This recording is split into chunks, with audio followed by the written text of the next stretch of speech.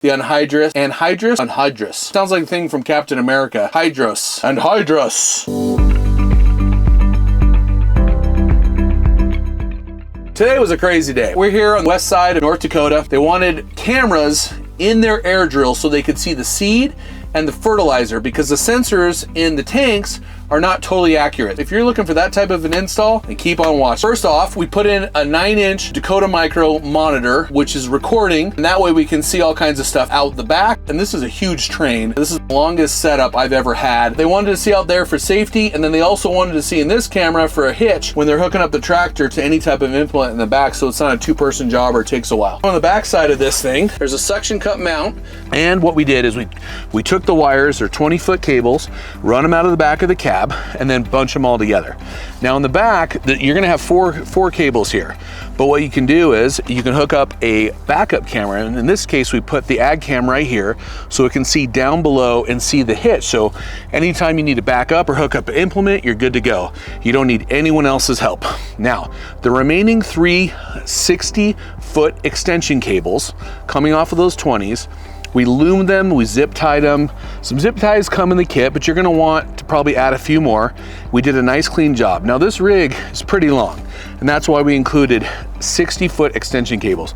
So run them really nice all the way back, attach them to where you can always see them, always find them if you ever need them, to the hydraulic hoses. And this is the point where it kind of breaks off.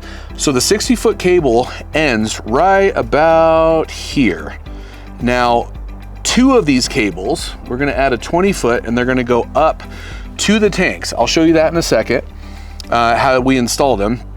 But 2 of them are gonna be cleanly up. You can see them right there underneath the catwalk. They're gonna go up there to the tanks, and the 3rd one is gonna go all the way to the back because the operator wanted an AgCam nice and high in the back so that he could see over the Anhydrous tanks. Because as you can see, the camera from John Deere is there, but it's too low to actually see if you're pulling something behind you. So he wanted a camera really high. At Dakota Micro, we sell a tank adapter. And what you're gonna have to do is you're gonna have to countersink a hole depending on how thick your tank is, but we had to in this situation.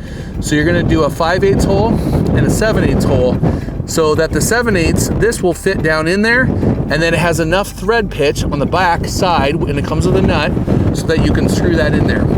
With this here, with a little bit of silicone, it's waterproof, it's airtight, nothing's gonna happen.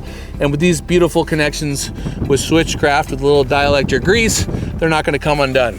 There's one in here, and then there's one in here. And here's the other connection. So in this particular operation, they don't actually use the middle tank, so we didn't put a camera in here.